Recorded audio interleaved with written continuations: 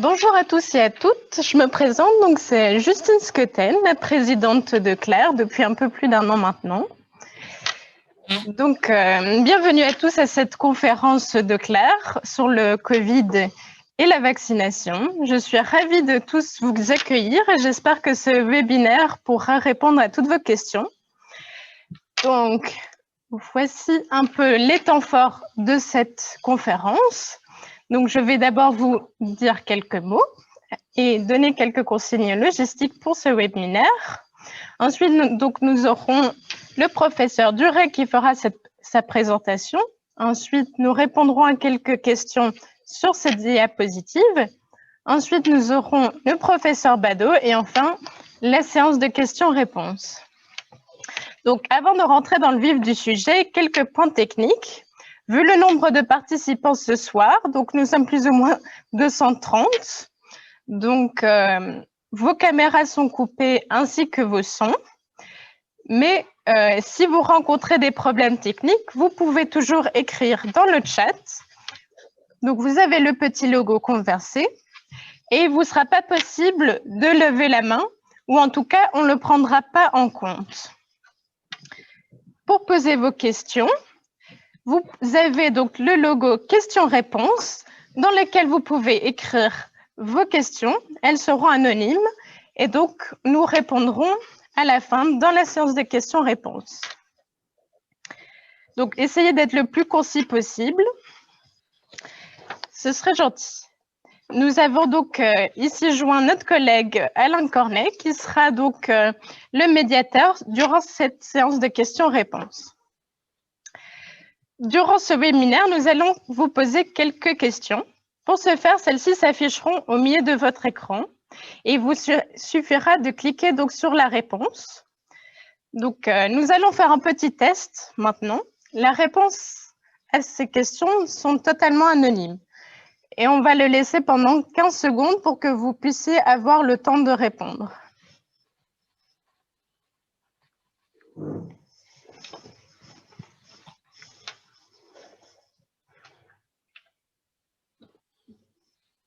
Encore quelques personnes. Parfait. Donc, je vois que la plupart des gens préfèrent le chocolat noir. Donc, voilà, il y aura ce genre de petites questions tout au long de nos webinaires. Donc, je vais maintenant présenter nos différents intervenants.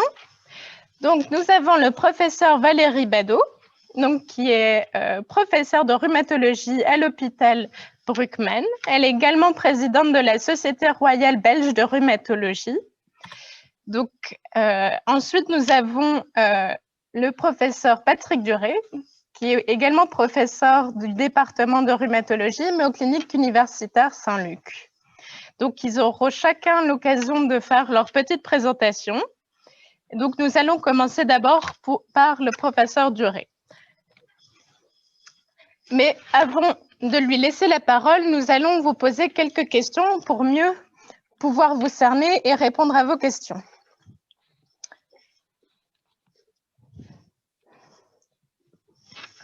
Donc, vous pouvez y répondre à ces deux petites questions.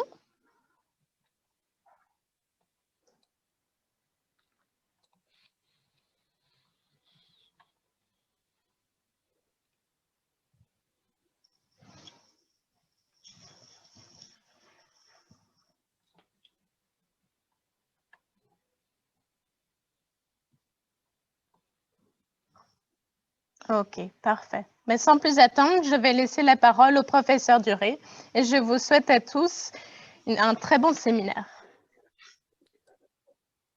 Bonsoir à toutes et à tous. C'est un plaisir pour moi de partager ce thème qui est un thème évidemment très d'actualité. Je tiens avant tout à remercier toute l'équipe de Claire parce que ce webinaire est avant tout déjà un succès par le nombre de participants et donc je voulais remercier tout l'ensemble de l'équipe par rapport à cette organisation logistique puisque, comme vous savez, les webinaires sont à la mode mais ils ne sont pas toujours simples à organiser.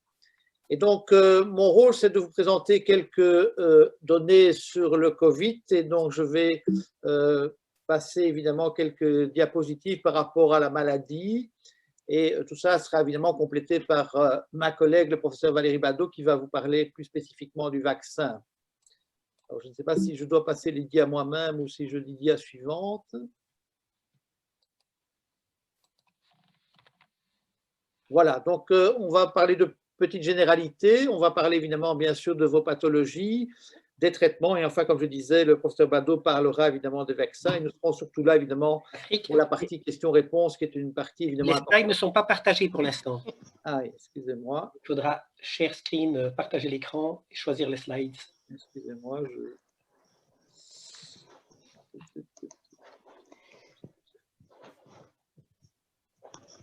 Si vous souhaitez, je vais partager l'écran. Je ne sais plus où je dois être. Je ne retrouve plus le Zoom. Ah.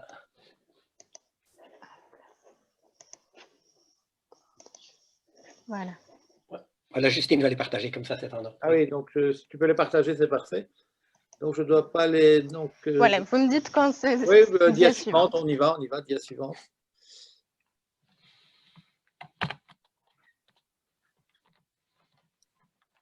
Je ne les vois pas, moi, Justine. Ah.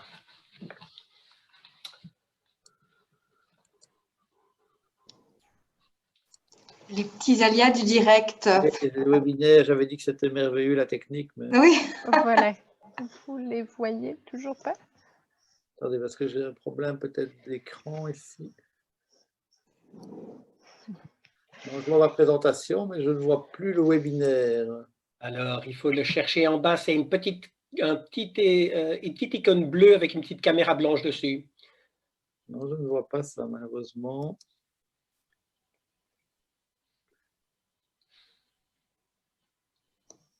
Donc, j'ai là toujours à dire ensemble, c'est clair, ça je vois toujours. Alors, c'est qu'il faut la fermer, celle-là, ou la minimiser. Et alors, ça ira peut-être bien. Vous m'entendez toujours bien sur le Zoom, hein, donc attendez,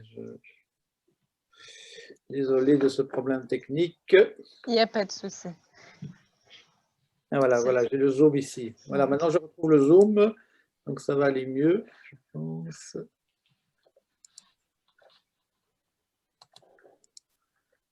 Mais je ne vois pas les diapositives, Justine. Ah.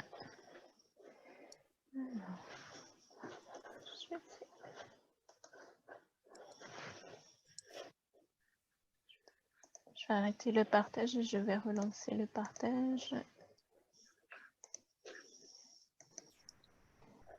Je préfère sincèrement que ça t'arrive à toi que moi. Non, mais je peux faire ça, je dirais, a cappella. Donc, le problème, c'est que sans diapositive, ça reste un peu plus compliqué. Mais... Voilà. Vous les voyez maintenant? Non, je ne les vois toujours pas. Là, je suis sur le Zoom. Hein. J'ai ma fenêtre Zoom, mais j'ai mon écran. Je suggère que vous le fassiez sur base de vos DA et on va essayer de suivre voilà, le titre de la DIA. Je vous suis. On est sur agenda. Voilà. Voilà. On voit mes DIA, là? Oui. Bon, donc on va parler d'abord un petit peu du Covid, qui n'est pas un nouveau. Le coronavirus, c'est un ensemble de virus qui ne sont pas des nouveaux virus, puisqu'on connaît que ce sont des virus ARN qui sont décrits depuis la fin des années 60. Donc, ce sont des virus qui ne sont pas réservés qu'à l'homme. On doit son nom à l'aspect de couronne, donc c'est un aspect spiculé qui a donné le nom de coronavirus, et on a étiqueté ça maintenant Covid selon une nomenclature plus internationale.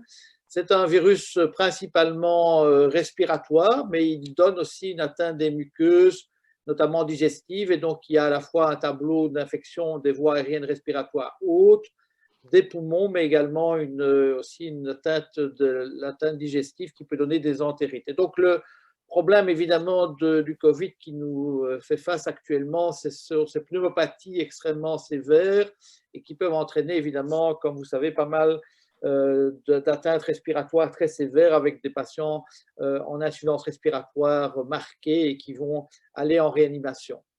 Alors l'image est une image spéculée, donc qui donne cet aspect de couronne de coronavirus. C'est un virus qui est extrêmement complexe et qui mute, donc on entend parler évidemment beaucoup de mutations actuellement parce qu'on sait que le virus va exprimer évidemment différentes mutations au cours de sa reproduction. Et comme vous savez, un virus a besoin évidemment d'infecter l'hôte pour se propager et créer évidemment l'endémie que l'on connaît actuellement.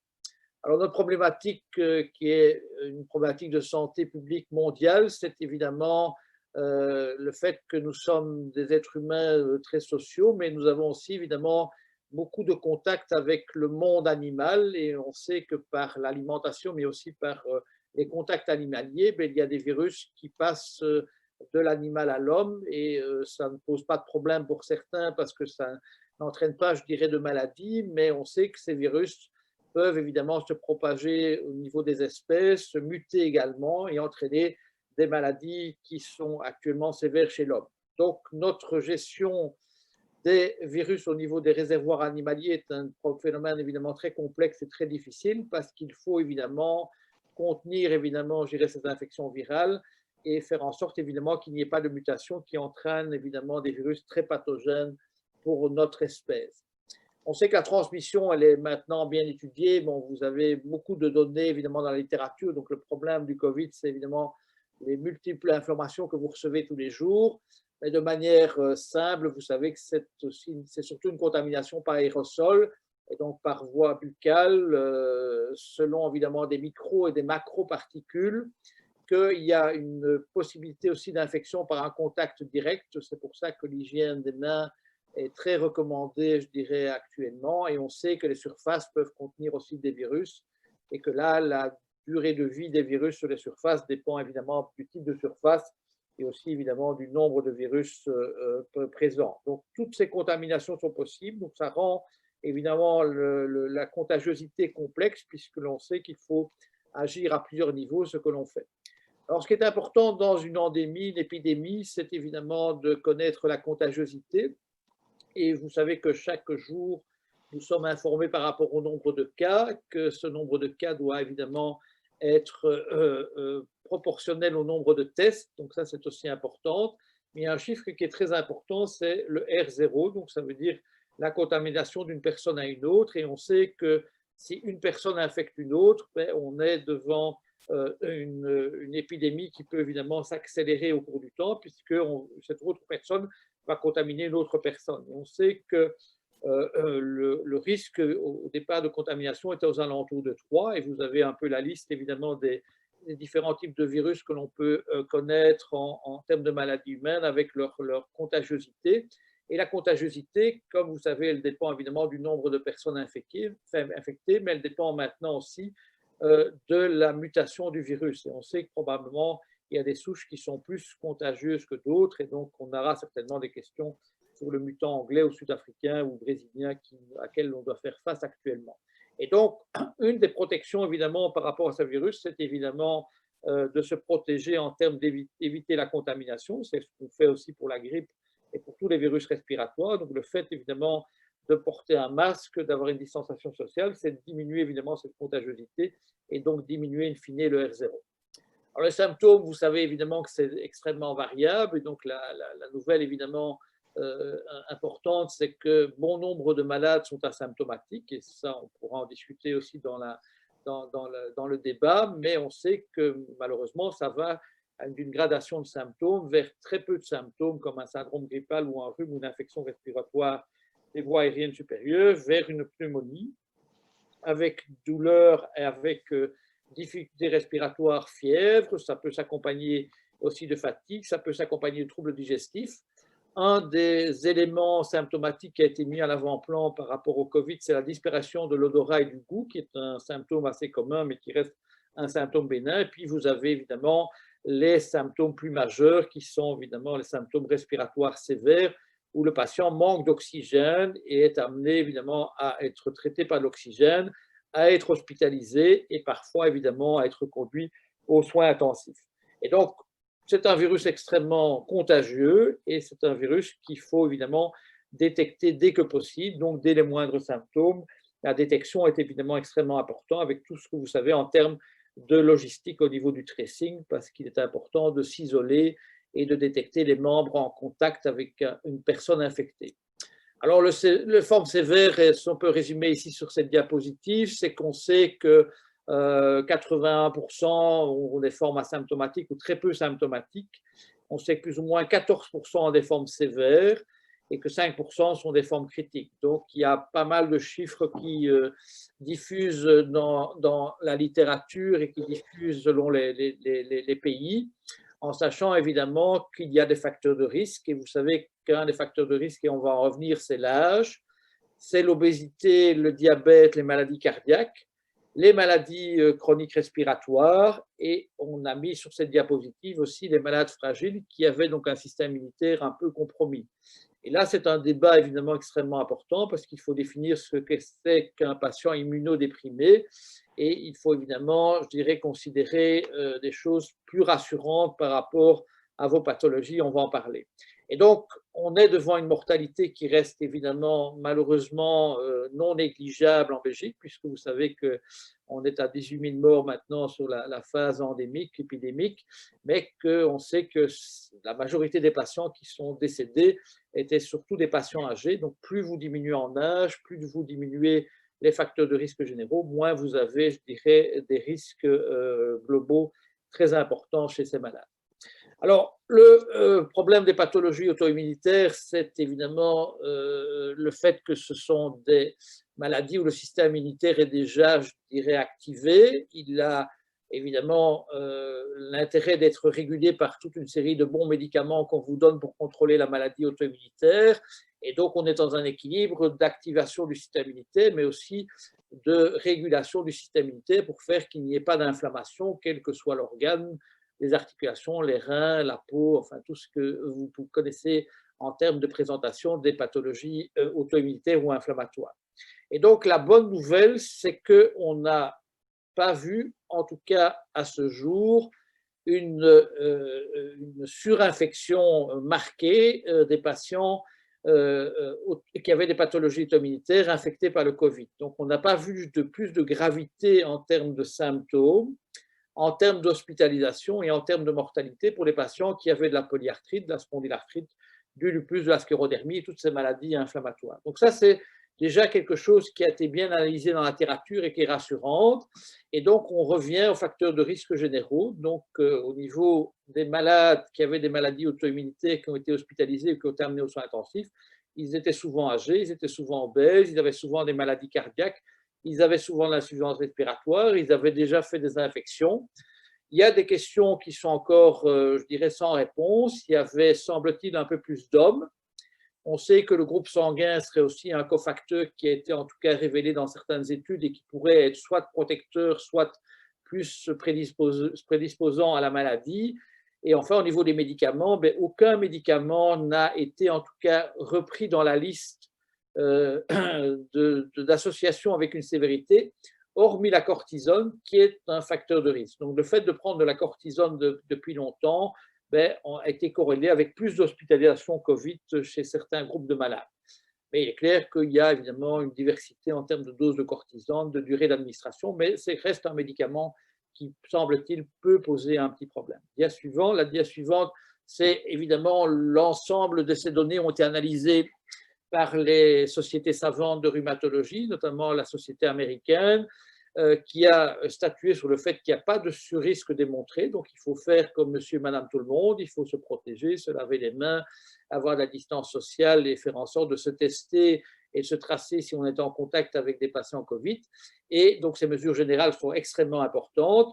Et il est clair, évidemment, qu'il y a eu des recommandations aussi plus larges par rapport aux soins, et ça, je vais en venir par rapport aussi aux médicaments. Mais donc, on recommandait évidemment de ne pas abandonner son suivi clinique. Donc, il fallait continuer à voir son rhumatologue ou son médecin, selon évidemment les phases définies, puisque vous savez qu'à un moment donné, on a été amené à faire pas mal de télémédecine, et donc ça reste quelque chose d'utile et d'indispensable dans certaines périodes pour certains malades, mais ça n'a pas été recommandé de manière générale, puisque vous savez que la télémédecine n'est pas tout à fait bien statuée, organisée en Belgique. Alors, au niveau des hospitalisations, comme je disais, il y a une revue internationale de 600 patients, donc c'est une cohorte quand même assez large. Et donc, le risque accru, c'était avec la cortisone, et il mentionnait que la dose devait être supérieure à 10 mg par jour, qui est déjà une dose évidemment importante, donc qui concerne évidemment certains malades, qu'il n'y avait pas de surrisque pour les traitements de fond, comme le méthotrexate, comme le plaquenil, comme la sulfasalazine, et comme plein d'autres médicaments, ou les anti-inflammatoires, puisque vous savez qu'il y a eu beaucoup de bruit sur les anti-inflammatoires par rapport au Covid sévère, et donc les anti-inflammatoires pouvaient être maintenus.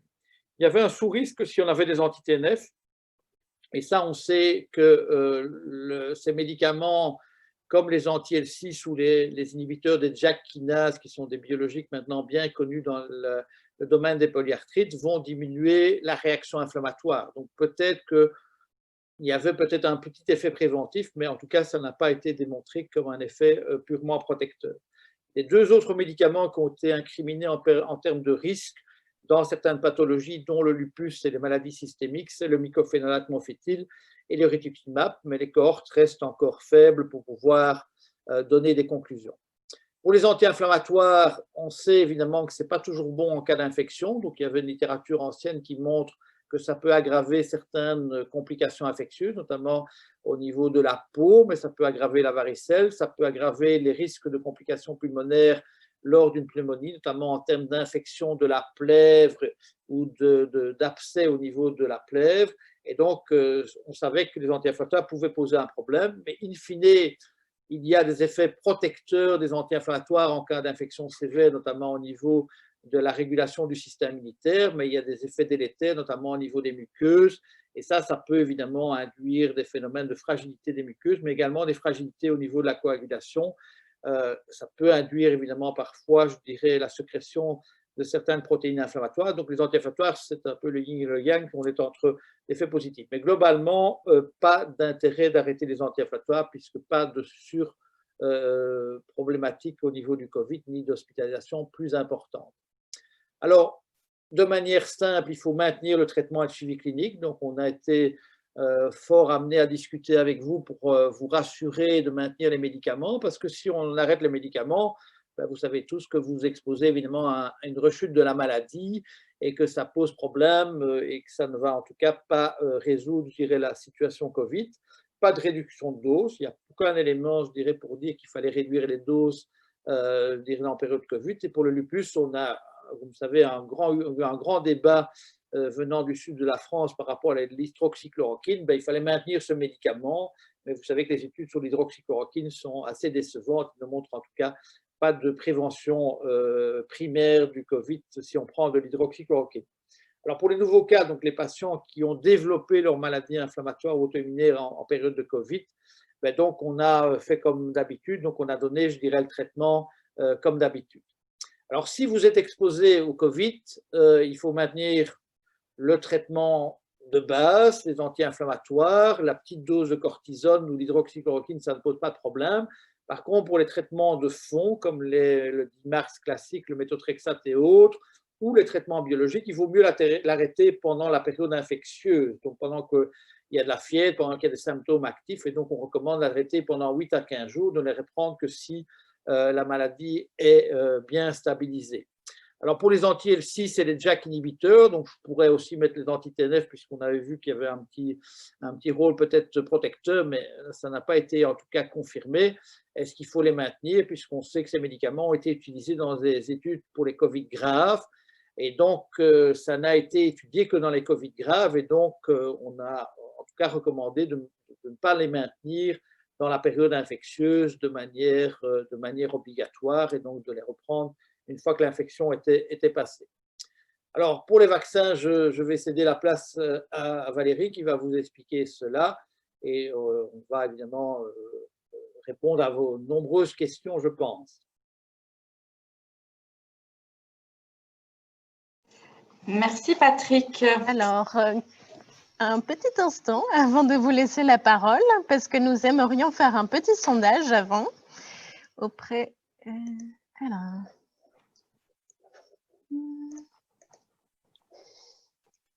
Hop. Voilà.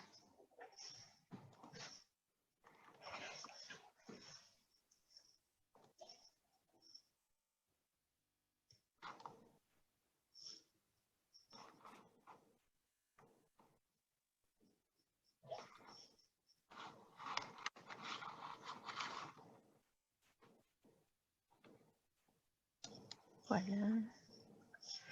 Ok, super. Merci beaucoup pour vos réponses. Ça pourra nous aider à guider donc nos réponses et nous reviendrons par la suite avec d'autres petits sondages. Je vous laisse la parole, professeur Badeau. Merci Justine. Voilà, donc j'ai effectivement la lourde tâche d'enchaîner sur ce sujet qui est à la pointe, et je m'excuse si durant cette journée, où malheureusement j'ai dû faire d'autres choses, je n'ai pas pu être ajournée et au courant des dernières nouveautés, parce qu'effectivement, ça évolue de jour en jour, comme vous le savez, et les dispositions se modifient aussi de jour en jour, ce qui est relativement normal au vu de la situation. Et donc, je pense que vous avez tous mon écran, c'est OK? Parfait. OK. Alors donc, faut-il savoir sur la vaccination contre la Covid-19 ce lundi 18 janvier 2021? Alors, comme on vous l'a bien expliqué, on est face à un problème qu'on n'a jamais connu en médecine, en tout cas de notre temps. Et ce n'est pas une épidémie, mais c'est une pandémie. Donc, c'est quelque chose qui touche l'ensemble de tous les pays du monde.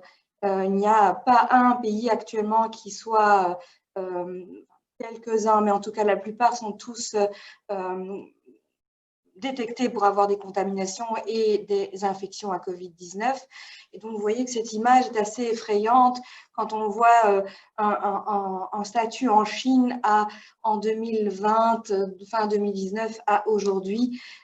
C'est assez dramatique. Donc, c'est une maladie liée à un virus qui est fortement contagieuse et aussi potentiellement mortelle.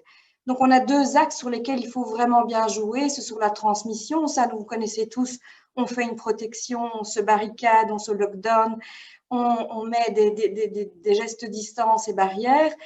Et on assiste malheureusement à une conclusion de patients qui, les plus faibles proprement dit, sont touchés en plein fouet par cette maladie. Donc, on est face à quelque chose qui nous dépasse et qui explique pourquoi probablement, on connaît de mieux en mieux les choses, mais on les connaît pas encore toutes, et deux, on est face à quelque chose qui élimine nos aînés et qui élimine les gens les plus faibles, chose que nous voulons vraiment diminuer. Et donc, il n'y a pas de multiples solutions. Effectivement, soit on s'enferme et on se prive de tout, ce qu'on a tous actuellement. On est un peu dépassé par cette situation et je pense qu'il est grand temps de sortir de cette situation, de ce confinement. Et il faut essayer de trouver une solution la plus rapide possible pour diminuer, en tout cas, si pas la contagiosité, mais en tout cas la morbidité ou la comorbidité associée à cette maladie. Donc, comment peut-on faire? Ben, effectivement, c'est attendre que soit toutes les personnes soient immunisées, donc qu'elles aient fait un Covid ou bien qu'elles aient décédé, ou mettre fin à la circulation du virus. Comment mettre fin à la circulation du virus? C'est effectivement ce qu'on appelle l'immunité collective. Et donc, on ne peut pas attendre que tout le monde soit infecté. On a vu ça dans quelques pays, comme l'Angleterre, par exemple, qui a été très large en confinement, en manque de confinement et qui reprend sa stratégie politique aujourd'hui. Donc, il n'y a pas qu'un problème médical, il y a aussi toute une stratégie politique, une stratégie mondiale qui fait partie aussi de cette prise en charge et de la mise en route de cette solution pour aider le monde vis-à-vis de ce virus qui va probablement rester encore quelques années avec nous. Donc, nous ne pouvons pas laisser le virus infecter tout le monde. On a vu beaucoup de décès. On a vu aussi un gros problème, hôpitaux dépassés, personnel soignant très mobilisé. Et surtout, on essaye de ne pas le faire actuellement, mais on craint fortement que la situation s'envenime avec les années qui viennent, parce qu'on pense souvent à des patients qui n'ont pas eu droit aux accès hospitaliers et qui, en cause Covid à l'hôpital, n'ont pas osé ou ont laissé traîner leur maladie. Et on commence à voir certains patients arriver dans des situations un petit peu dramatiques actuellement. Et on espère que ça se termine. Donc, il faut accélérer le processus d'immunité collective et il faut arriver à utiliser des vaccins. C'est notre seul moyen aujourd'hui, avec le confinement, de pouvoir éviter les infections à coronavirus.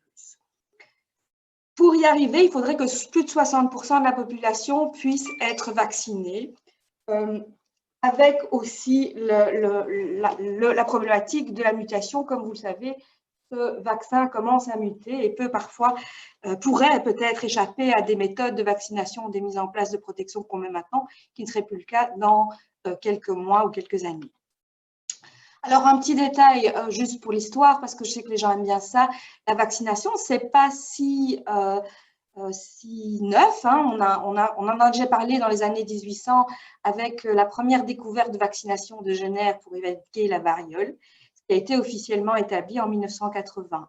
Louis Pasteur, français d'origine, donc, a également découvert le vaccin de la rage en inoculant cette fois un microbe qui a été atténué pour essayer de favoriser le développement de l'immunité du personnage, des humains vis-à-vis ce microbe qui provoquait des désastres médicaux.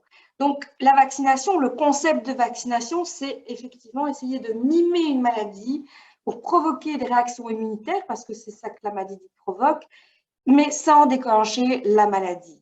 Et donc, on est tout à fait, on a une solution tout à fait immédiate ici avec ce virus, puisqu'on sait qu'outre l'infection, ce virus entraîne aussi des phénomènes inflammatoires, des phénomènes thrombotiques, des phénomènes plus généraux touchant notre immunité. Donc, c'est important effectivement de pouvoir protéger les gens contre cela, mais aussi, bon, c'est certain, et ce qui fait l'aspect peut-être négatif de la vaccination, c'est qu'on joue avec le système immunitaire.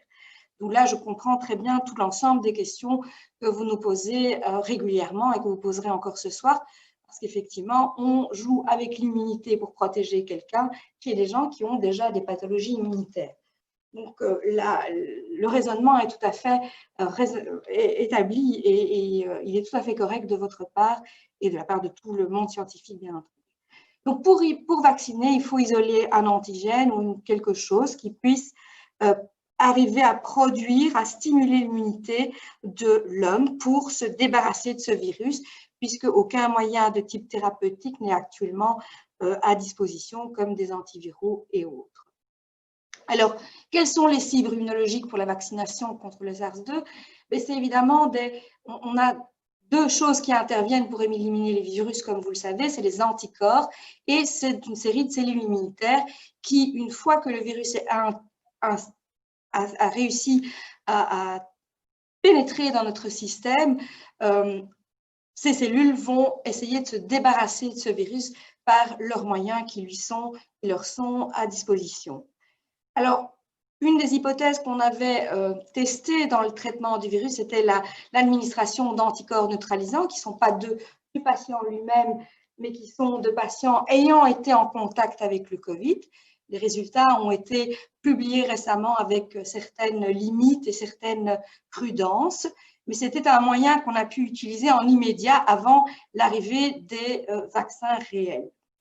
Ensuite, on a l'administration de vaccins qui soit peuvent stimuler la production d'anticorps, comme vous le voyez ici, ou bien de stimuler les cellules qui sont impliquées dans l'immunologie, le système immunitaire pour se débarrasser de microbes en général.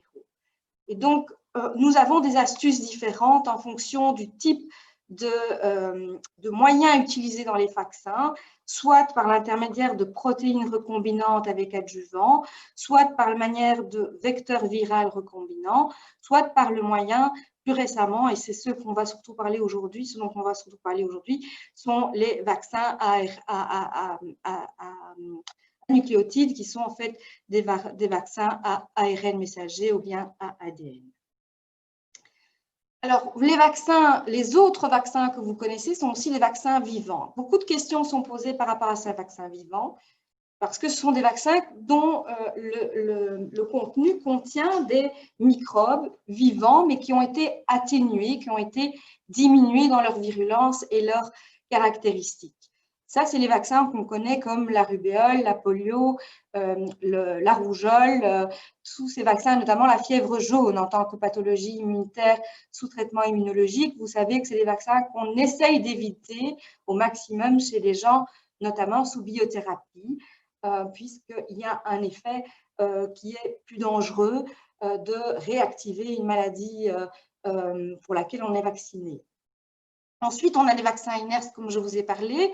Par exemple, les vaccins qui contiennent des virus ou des protéines, ou pas des virus, mais des composants protéiques qui vont être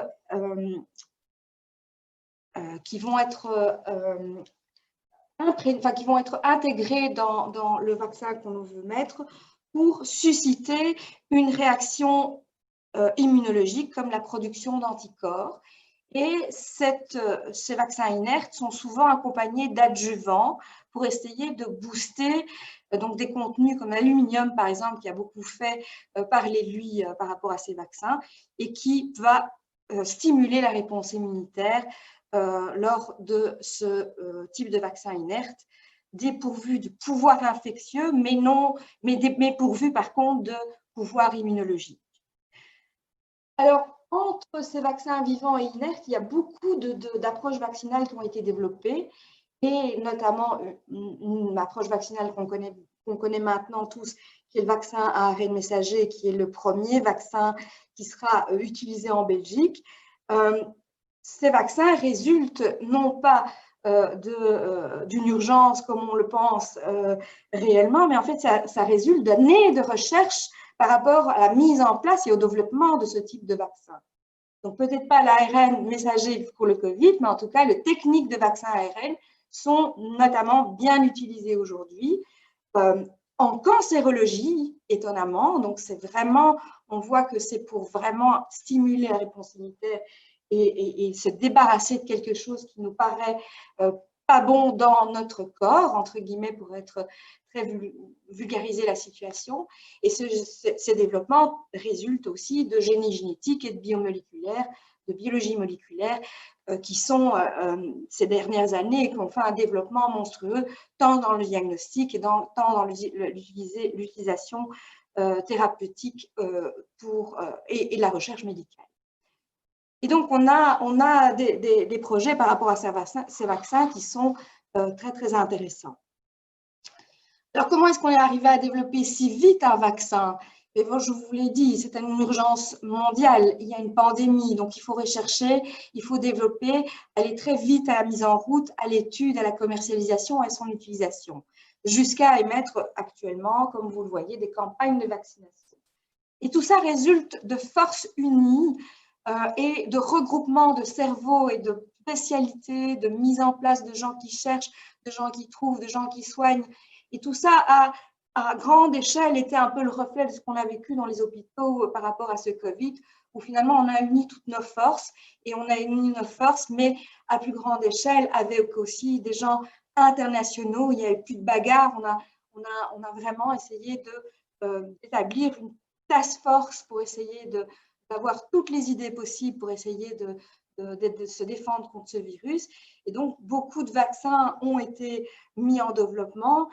On a identifié rapidement la cible qu'on voulait atteindre pour pouvoir stimuler le système immunitaire pour se débarrasser ou empêcher un virus de se fixer, par exemple, sur son site avant de pénétrer dans les poumons. Et on a également mis en place beaucoup de stratégies de fabrication, de distribution. Et donc, quand on dit est-ce que c'est trop vite, moi je dis est-ce que c'est magnifiquement trop vite, parce qu'on a fait des progrès qui, par exemple, dans d'autres domaines de la médecine, sont toujours en attente, alors qu'ici, on a fait un bond relativement rapide du fait d'une utilité et une nécessité vitale. Alors, juste un petit détail ici, c'est comment les vaccins sont habituellement approuvés par la Fédération du médicament ou par les agences de médicaments. Il faut en général, il faut le savoir, 8 ans pour développer un vaccin.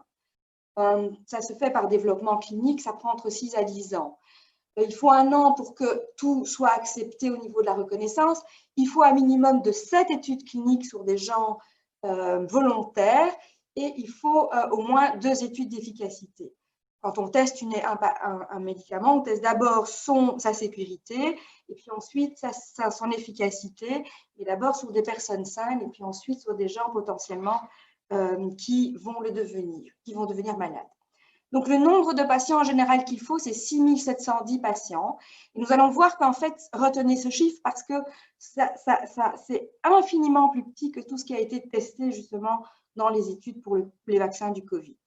En général, on attend 6 mois avant de dénigrer tout effet secondaire dans l'immédiat, même si on a déjà une propre idée après 6 semaines d'administration de ces vaccins. Et il faut une efficacité de 91% pour dire qu'un vaccin est efficace. Comme vous l'avez vu dans la littérature ou dans les récentes publications, on parle de 90-95%, ça se bataille un peu, mais on attend en tout cas le seuil d'efficacité du vaccin qui est normalement demandé. Et vous voyez que le nombre de patients par groupe, que ce soit des patients qui vont être vaccinés ou des patients qui ne vont pas être vaccinés, doit normalement être de 3500. Et vous verrez que dans les études qui ont été faites avec nos vaccins actuels et ceux qu'on va avoir, sont de l'ordre de beaucoup plus, de 10 fois plus de patients dans les groupes de patients étudiés. Cette parenthèse pour vous montrer qu'effectivement, il y a toute une série de procédures. Je n'ai pas le temps, malheureusement, de tout vous décrire ces différentes procédures. Mais il y a un travail au laboratoire, il y a un travail sur les animaux ou sur les cellules, il y a une mise en place d'études cliniques auxquelles peut-être certains d'entre vous ont participé, des études cliniques qui permettent d'une part soit de voir comment ça se passe chez une personne normale, comment ça se passe chez une personne malade ou comment ça se passe dans différents types de populations de patients qui, dans les études cliniques, sont relativement très ciblés. C'est-à-dire qu'on essaye toujours de choisir des patients avec un âge ou bien des maladies particulières, une activité de la maladie particulière, avant de le faire sur une phase qui est plutôt de description de la vraie vie, entre guillemets, et puis poursuivi par les registres très importants pour voir finalement qu'est-ce qui se passe dans la real life, dans la vraie vie de tous les jours. Donc, il y a toute une procédure qui se met en place et qui doit être validée, bien entendu, par les agences de médicaments. Alors, l'ARN messager, c'est le vaccin que vous avez vu vos questions. Vous savez qu'on va avoir 3 vaccins à disposition et qu'un des vaccins qui est maintenant en cours d'administration et suivi par un autre, je pense, dans les jours qui viennent, c'est un vaccin dit ARN messager. Qu'est-ce que c'est un vaccin ARN messager? J'insiste un tout petit peu parce que je pense que le message est très important au vu des questionnements que les gens se posent. D'abord, ce n'est pas nouveau comme truc. On a déjà décrit cette technique dans les années 90, on a essayé de faire des essais pour le cancer, ça a été moins fructueux, et en 2012, on l'a fait pour des agents infectieux. Donc, on n'a malheureusement jamais pu aboutir à la fin de la phase 3 pour mettre ces vaccins en activité commerciale, entre guillemets, pour être valide de tout honneur et de tout exemple, de toute particularité.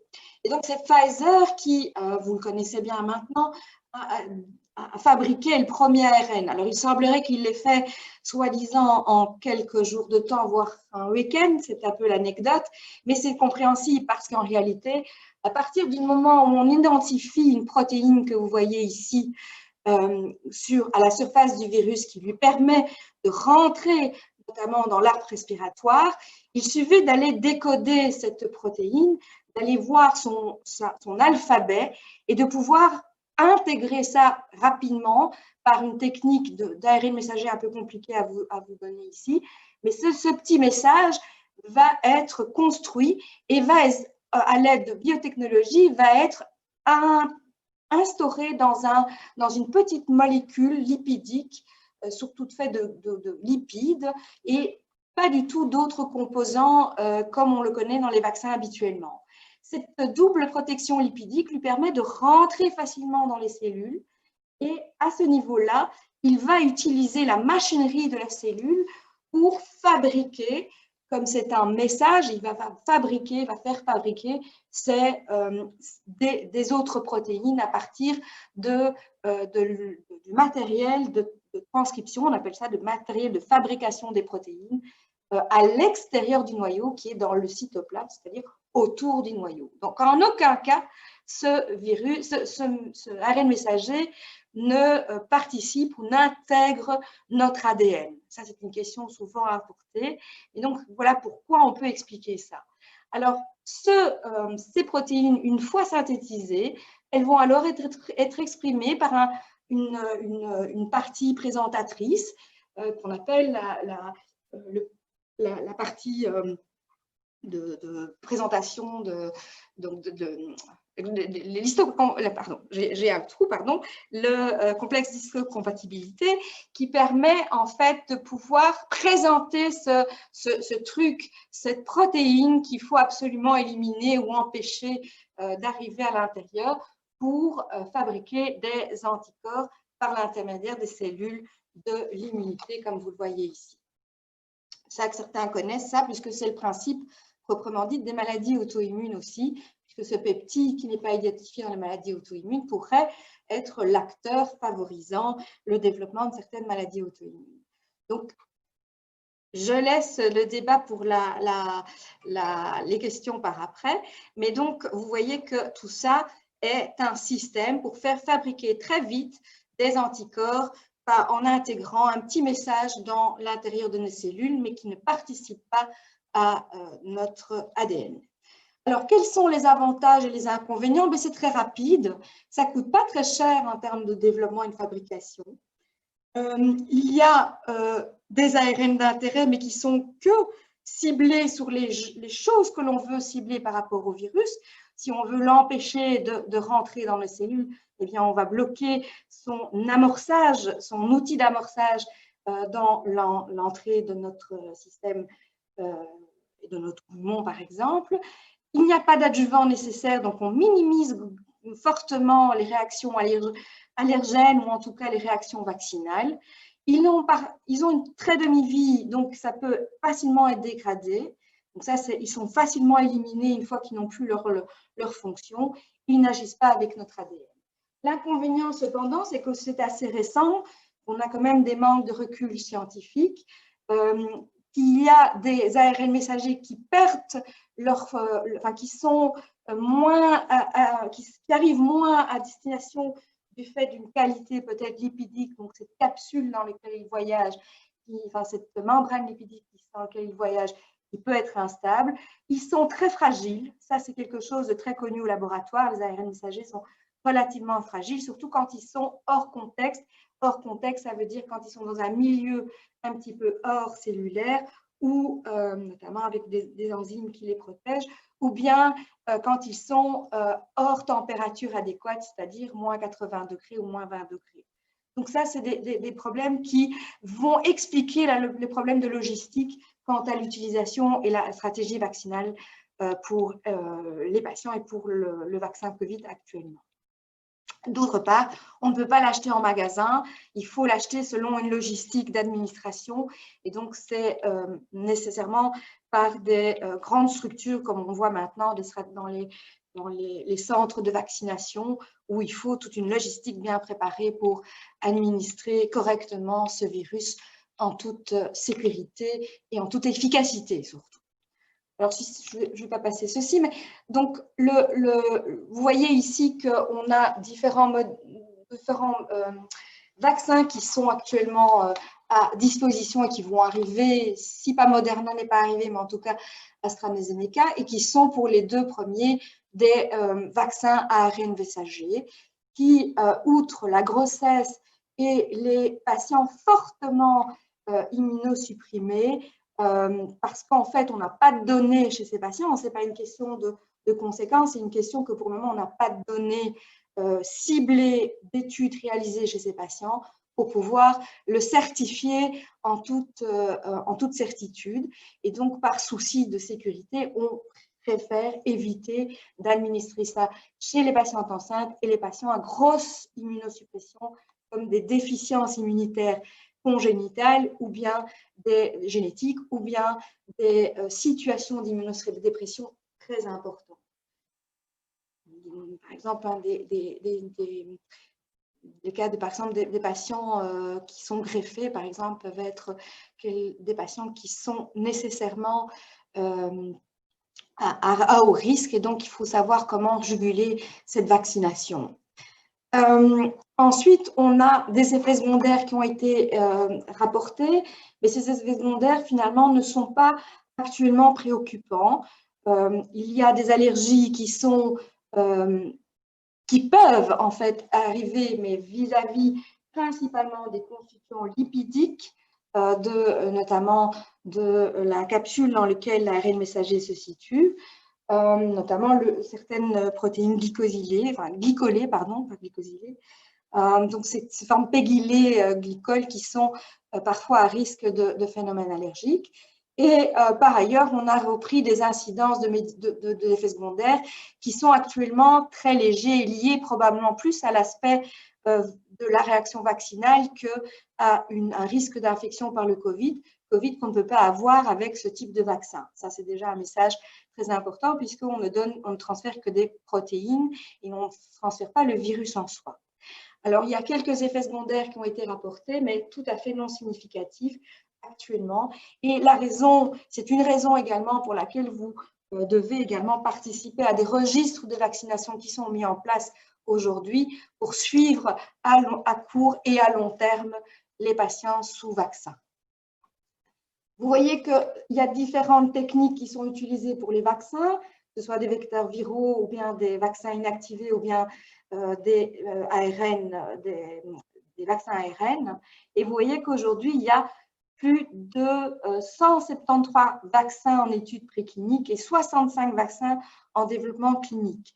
Ils diffèrent l'un d'entre eux par les doses, par l'administration, par le moyen de conservation, par leur technique de vaccination. Donc, tout ça est très prometteur et nous sommes très ravis de voir ces choses se développer finalement en peu de temps liées à l'urgence médicale. Alors, est-il efficace ? Mais oui, il est efficace. Donc, on ne mettrait pas un vaccin en route si on n'avait pas démontré une efficacité.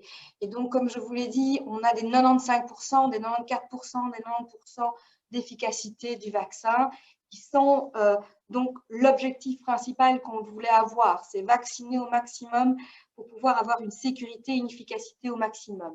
Et comme je vous voyais ici, je reviens sur mes chiffres, ce n'est plus 3000 patients qui ont été étudiés, mais d'emblée, 43 000 patients, 30 000 patients, 23 000 patients. Donc, tous des volontaires qui ont été enrôlés dans ces études. Donc, ça, c'est aussi quelque chose d'exponentiel pour nous. C'est quelque chose qui est quand même très important. On ne teste plus sur 2000 patients, mais on teste sur une grande quantité de patients. Et donc, parmi là, on a vu qu'il y avait quand même une efficacité par rapport au placebo, c'est-à-dire le risque d'attraper le Covid par rapport aux gens qui n'ont pas été vaccinés a été nettement moindre. Alors maintenant, il y a encore des questions qui sont en suspens. Et on cherche tout ça pour savoir quelle est la meilleure immunité et comment on peut faire le meilleur vaccin. Il faut savoir qu'en fait, il y a 7 à 12 jours avant de pouvoir avoir une réponse vaccinale pour le Covid et de voir apparaître éventuellement des anticorps neutralisants ou circulants. Vous savez que là aussi, il y a une petite différence dans la définition et que l'on adapte un petit peu les choses en fonction des doses et des schémas d'administration, puisque vous savez que le Pfizer va devoir nécessiter une deuxième injection, ce qui est parfois différent pour les autres vaccinations, si pas 2, si pas 3 ou si pas d'eau. Donc, c'est encore quelque chose qui doit se discuter et qui nous permettra par l'avenir de pouvoir avoir un choix éventuel de vaccins à pouvoir bénéficier pour des situations où on doit réfléchir.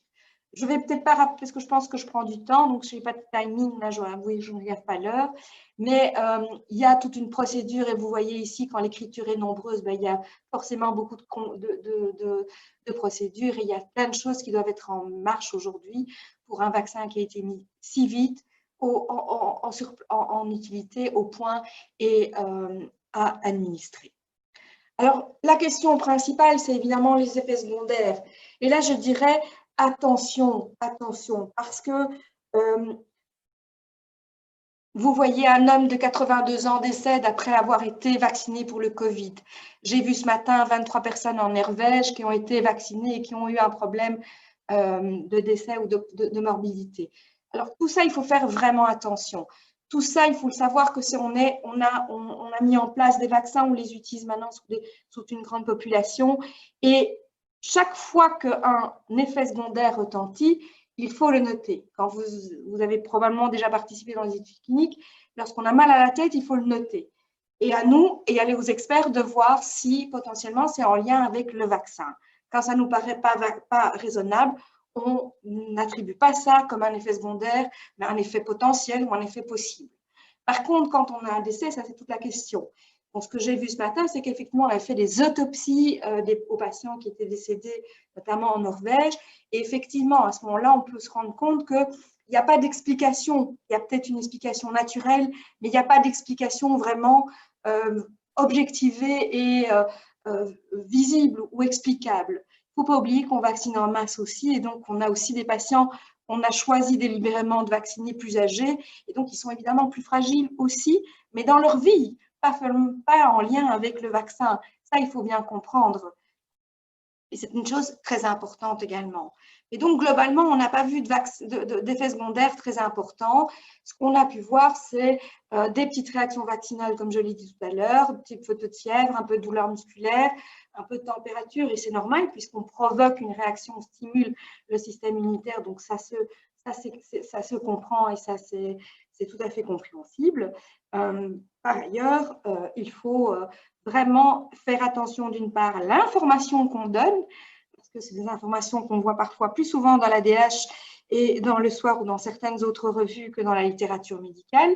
Donc ça aussi, il faut vraiment faire attention à la source de vos informations et au contexte dans lequel on rapporte les informations. On va parler d'un patient décédé peut-être, mais on ne parlera pas des 20 000 ou des 100 000 personnes déjà vaccinées actuellement et qui vont très très bien. Donc ça, il faut toujours garder à l'esprit une conscience du nombre de gens et des chiffres qu'on utilise pour revendiquer quelque chose.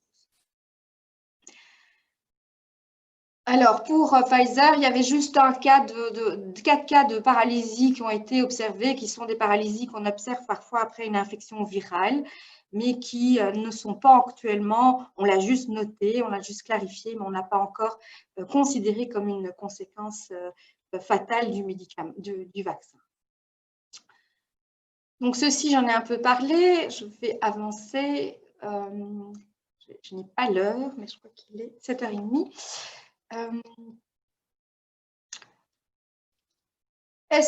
Alors, une question qui revient beaucoup, c'est la question j'ai droit au vaccin, mais j'ai développé le Covid et j'ai été séropositif. Donc, sans peut-être un Covid non symptomatique, mais détecté avec un test positif, ou bien j'ai vraiment fait la maladie. Alors, on n'est actuellement pas à 100% sûr que c'est nécessaire. On pense que c'est favorable, c'est préférable, mais c'est peut-être pas indispensable. Pourquoi? Tout simplement parce qu'on ne connaît pas encore vraiment la valeur des anticorps qu'on développe, s'ils sont vraiment efficaces définitivement, ou si ils sont là et vont être remplacés par d'autres. Donc, c'est encore une question un peu nébuleuse. Donc, si Patrick a des informations plus précises, on peut en discuter. Mais pour le moment, ce qui est préconisé, c'est surtout la couverture vaccinale et la couverture de l'ensemble des gens qui nous entourent. Et donc, il est fortement conseillé de vacciner, mais si possible, évidemment, surtout si on a fait un Covid long, donc ces Covid qui durent un peu symptomatiquement, avec des symptômes un peu bizarres de fatigue et douleurs diffuses, eh bien, en général, on propose de vacciner les patients après Covid, plus par nécessité de protéger les autres qu'eux-mêmes. Donc ça, c'est quelque chose qui est important et qui doit être fait, en tout cas après 3 mois d'infection Covid. Donc, on essaye d'éviter de le faire en déant les 3 mois. Alors, il y a beaucoup de choses qu'on ne sait pas encore avec ce Covid. Donc, on sait très bien qu'on n'a pas d'études très strictes sur les immunodépressions, puisque ce n'est pas des groupes qui ont été ciblés. On n'a pas de données sur les bénéfices de personnes infectées, on n'a pas de données sur les jeunes et les enfants de moins de 16 ans, parce qu'on n'a pas osé ou on n'a pas encore envisagé, bien que ce soit en étude pour le moment, mais on ne préconise pas une vaccination avant 16 ans et on ne pense pas et on ne sait pas si le patient protège l'individu contre la transmission. Il se protège bien contre la maladie, mais il ne transmet pas. On ne sait pas s'il a un acte sur la transmission. Donc, les masques, c'est peut-être pas pour demain, mais c'est une question qu'il faut évidemment bien prendre en considération et qu'il faut explorer par des études post-vaccinales. Les femmes enceintes aussi, on essaie de ne pas vacciner. Il y a des recommandations qui sont faites pour les femmes enceintes ou qui veulent l'être, donc éviter d'être enceinte en cas de vaccination envisagée. Dans les mois qui viennent, évidemment, hein, pas pour une éternité. Alors, vous voyez qu'ici, la stratégie vaccinale en Belgique s'est mise rapidement en place. Il y a toute une énergie de gens qui sont là derrière.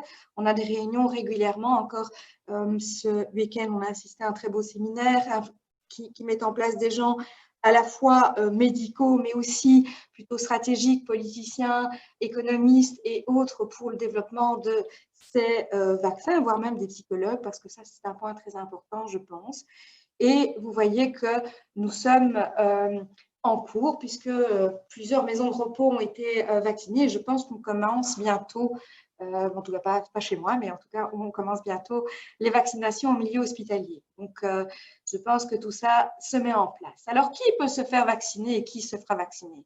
En fait, tout le monde pourra se faire vacciner, mais on ne va pas être obligé, les gens, à se faire vacciner. On considère que c'est un civisme, que c'est une conscience personnelle et une conscience qui peut être universelle, entre guillemets. C'est important de penser à soi, certes, mais c'est très important, évidemment, aujourd'hui, avec un virus qui est contagieux et qui peut tuer certaines personnes fragiles, de penser à ces personnes et de se faire vacciner peut-être aussi pour elles. Donc ça, c'est très important de penser à la raison pour laquelle on se fait vacciner. Mais en tout cas, il n'y aura pas d'obligation pour le moment. Donc ça sera vraiment pour préférentiellement protéger les patients les plus faibles, donc, et protéger les patients qui ont le plus de risques de morbidité, les plus âgés, les patients qui sont à risque de comorbidité. Et on peut également envisager ensuite une vaccination de gens qui sont immergés dans la maladie ou les contacts ou la prise en charge de cette maladie, qu'elles soient médecins ou autres, ou infirmières, ou monde médical ou autre, mais en tout cas les personnes qui sont amenées de par leur profession à devoir être en contact avec plein de personnes, même si protégées. Donc ça, c'est quelque chose qui est relativement importante aussi. Il faut savoir aussi qu'on va vacciner tant qu'on peut et tant qu'on a. Donc ça, vous savez qu'on a une course contre la montre actuellement pour essayer d'avoir le plus vite des vaccins possible. On a lancé la campagne de vaccination qu'à partir du moment où on était certain qu'on pouvait s'assurer de vacciner les personnes et revacciner les personnes qu'on a déjà vaccinées. Donc c'est toute une stratégie qui se met en place. Et donc quand on me dit, ben, moi, je ne sais pas, je n'ai pas envie de me faire vacciner, ben, finalement, je n'interviens pas beaucoup parce que c'est certes quelque chose d'important pour sa pathologie et les gens qui l'entourent, mais finalement, je ne suis même pas sûre qu'il va avoir le vaccin très vite. Donc, il y a encore un moment de réflexion et je pense que c'est pour ça qu'on fait aussi ce type de séminaire, pour que chacun puisse raisonnablement et de manière intelligente pouvoir réfléchir à la nécessité de ce vaccin. Donc, ça, c'est quelque chose qu'il faut tenir en compte. Et donc, on a identifié des personnels et des personnes qui sont plus à risque pour entrer dans les premières personnes qui vont pouvoir bénéficier de ce vaccin, que ce soit dans les maisons de repos ou dans les personnels, les professions à risque de contact. Ensuite, savoir quand, bien évidemment, ça va dépendre de la stratégie et de savoir comment on va arriver et quand on va pouvoir arriver à vacciner les personnes qu'on a identifiées comme sujets à risque. Et puis ensuite, on aura le temps de peut-être se pencher sur des personnes, des populations un peu plus différentes, comme vous, par exemple, vous patients avec des maladies auto-immunes ou inflammatoires, ou avec d'autres pathologies différentes, que ce soit cutanées, digestives ou autres, et de savoir si, quelle va être la nécessité de justifier que vous devez être vacciné avant les autres. Tout ça, ça se met en place, ça se discute depuis longtemps. On est actuellement, je pense que le professeur Duret pourra vous dire la même chose, mais on est en train de mettre en place aussi des registres de vaccination pour les patients à pathologie inflammatoire, auto-immune, auto-inflammatoire ou sous immunosuppression. Donc ça, c'est très important de pouvoir, ça fait partie de la stratégie de suivi. Alors, est-ce que le vaccin protège à vie? Pour le moment, non. Avec ceux qu'on a, nous ne pouvons pas fermement dire qu'on va être protégé à vie. Déjà parce qu'il faut refaire souvent des doses pour booster ou pour augmenter la réponse vaccinale, mais aussi un peu comme le virus de la grippe que vous connaissez tous et auquel chaque année vous vous faites vacciner. Je rappelle d'ailleurs qu'il faut fortement se faire vacciner contre la grippe et contre le pneumocoque dans vos maladies, et surtout en cas de traitement immunosuppresseur ou de biothérapie, et en fait, ça va dépendre de plusieurs choses, de la disponibilité des doses, de l'évolution, du maintien du virus encore en grande quantité, des mutations, puisqu'on en parle. Le virus a un peu cette capacité de pouvoir muter, de s'adapter à des situations qui lui sont difficiles. Et donc, il a cette intelligence de pouvoir faire ça. Et donc, on espère pouvoir tenir le coup jusqu'à au moins 60% de personnes vaccinées dans un temps voulu et dans un temps idéal. Alors ici, je vous rappelle un petit peu les décisions ou les recommandations par rapport aux maladies chroniques inflammatoires. J'insiste un petit peu sur cette association qui est la filière de santé des maladies auto-immunes et inflammatoires françaises et qui est très très bien faite tant pour nous que pour vous. Et donc, je pense que c'est quelque chose que vous pouvez en tout cas consulter, et n'hésitez pas à vous informer auprès de ce site parce que c'est des sources pures et très informatives et médicales. Et ce n'est pas une revue de journal quotidien, donc même si les informations deviennent très quotidiennes en ce moment. Alors, je suis malade et comment puis-je savoir si je suis éligible? Ça va dépendre actuellement de l'âge. On va d'abord vacciner les patients plus âgés, les patients avec des hauts degrés de pathologie de maladies chroniques, comme le diabète ou les maladies pulmonaires, comme les bronchites chroniques et autres, l'hypertension, à gros risque, ou les maladies cardiovasculaires. Ça va nous permettre ensuite de pouvoir faire une analyse beaucoup plus ciblée pour pouvoir identifier quel patient, peut-être quel vaccin finalement il va falloir attribuer à telle ou telle personne pour non seulement avoir une efficacité, mais surtout une protection collégiale. Et on est en train d'établir des facteurs de risque plus importants que les autres. Et donc, encore une fois, pourquoi c'est nécessaire d'avoir des registres de vaccination pour suivre tous ces patients. Alors, évidemment, vous le savez par contre qu'il ne faut pas vacciner avec des vaccins vivants, c'est dangereux, principalement sous biothérapie ou immunosuppresseurs. Donc ça, c'est important. Tout ce qui est, peut-être pas avec la maladie elle-même, mais en tout cas avec les traitements. Et donc, il y a c'est peut-être raisonnable parfois de pouvoir décaler la vaccination en fonction de la poussée de la maladie ou en fonction du type de traitement qu'on va donner aux patients, ou au contraire recommander vivement la vaccination chez les patients qui notamment vont avoir des grosses doses de corticoïdes. Donc ça, c'est quelque chose qui a été retenu. Les patients sous grosse dose de corticoïdes de plus de 15 mg durant les 3 semaines ou durant 3 semaines, ainsi que l'endoxan à des fortes doses, le mycophénolate mofétyle et l'azatioprine sont peut-être des molécules qui permettraient de cibler et de dire que ces patients-là, il faudra probablement vacciner en priorité par rapport à d'autres patients. Le rituximab également, c'est un médicament que certains connaissent, le MabThera. Ce sont des médicaments qui sont, ou le biosimilaire bien sûr, sont des médicaments qui peuvent diminuer un petit peu la réponse immunitaire, et notamment dans le principe de la production d'anticorps. Et donc, ce rituximab pourrait vraiment être plus à haut risque d'être favorable à une infection. Et donc, il faudra probablement plus à vacciner ces patients-là en priorité.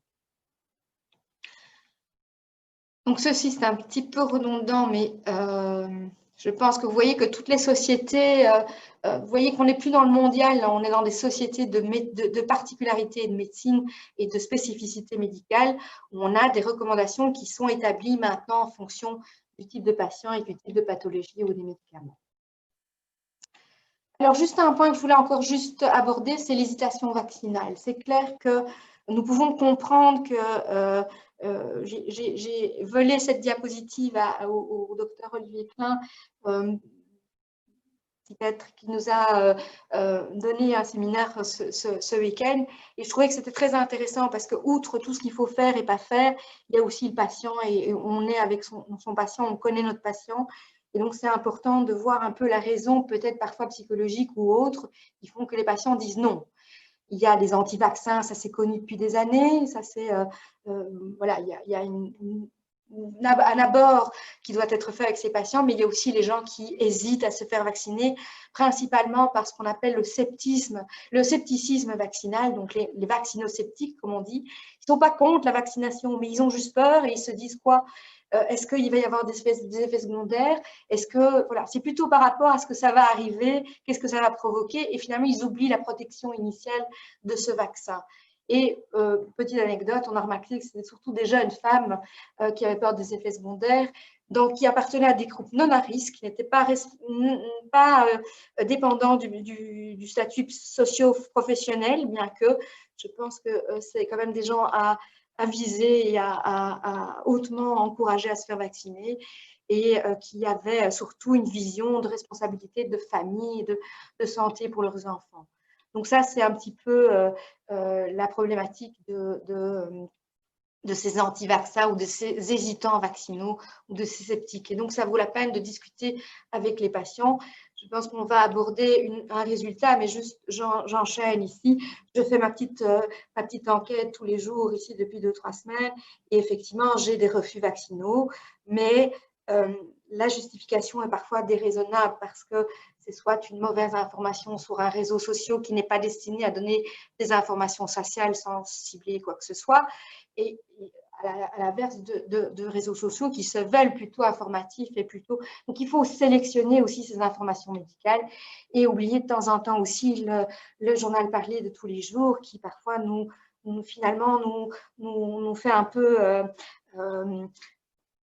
on en a un peu assez d'entendre tout ça et donc finalement les attitudes sont parfois un peu controversées, mais parfois par excès d'information et par excès de surinformation ou de mauvaise information.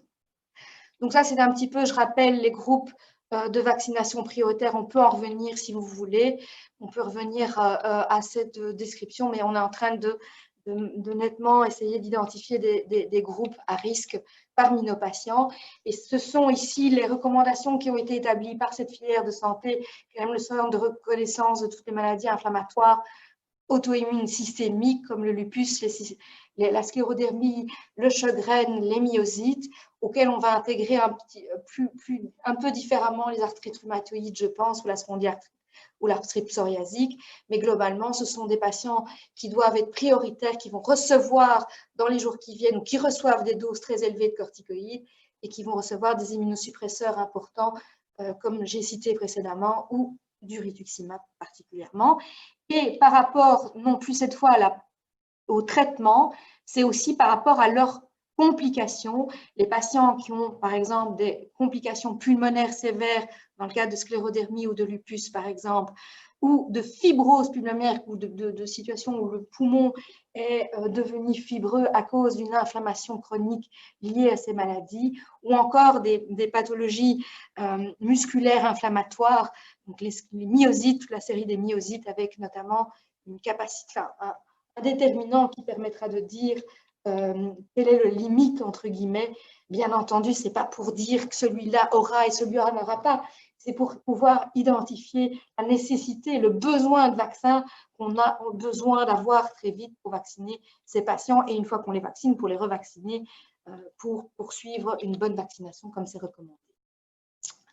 Voilà, j'ai terminé ici avec, je vous ai mis des petites références. Alors aujourd'hui, je ne sais plus si on doit lire dans les livres, si on doit écouter des web-séminaires, si on doit lire le journal ou bien tweeter régulièrement, mais il y a une source d'information énorme et je comprends que tout le monde soit un peu perdu dans tout ça.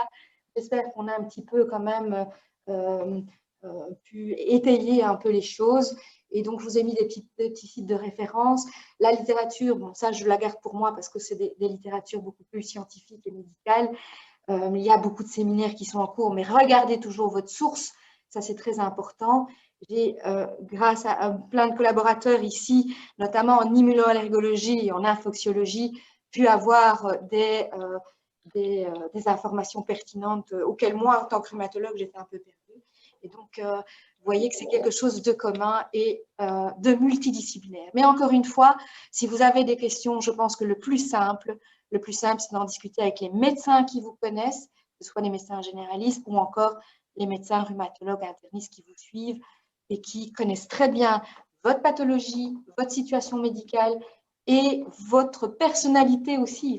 Il faut quand même s'en rendre compte et il faut ne pas laisser ça en arrière pour convaincre quelqu'un ou pour en tout cas être dans la sécurité de quelqu'un. Il faut qu'on puisse savoir quelles sont ses appréhensions et ses craintes.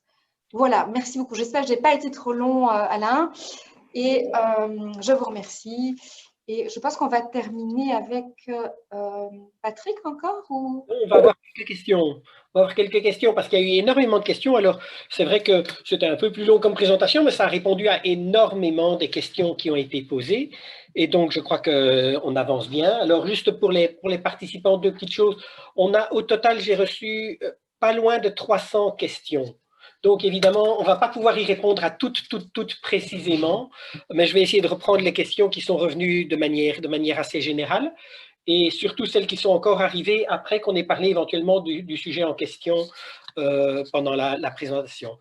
Je veux aussi vous dire que la présentation sera sur le site Facebook de Claire un peu plus tard ce soir. Donc, ceux qui voudraient regarder à nouveau ou qui demandaient les slides, vous pourrez regarder et revoir les commentaires sur le site de Claire et elle va y rester quelques temps. Il y aura également sur le site de Claire le lien avec les documents faire, etc., qui sont très bien faits en français et qui sont régulièrement mis à jour quand c'est nécessaire. Donc, c'est quelque chose qui sera là. Alors, j'avais une petite question qui... Bon, j'ai mis plusieurs thèmes et le premier thème, c'est faut-il se faire vacciner? Et là-dedans, j'ai cru comprendre à un moment, et c'est venu dans les questions qui étaient posées, que vous avez parlé de certains médicaments, de personnes qui sont fortement immunosupprimées. Alors, ça va dans les deux sens. Les gens fortement immunosupprimés, il faut éviter. Comment savoir si on est fortement immunosupprimé? Et de l'autre côté, les médecins, rituximab, mycophénolate, etc. J'ai cru comprendre que là, c'est plus une question de priorité. Il faut se faire vacciner avant les autres. Alors, comment est-ce qu'on fait un peu le lien entre les deux? Oui, Valérie? Oui, bon, donc la question est tout à fait pertinente et j'ai un peu laissé le bâton, hein, bien entendu.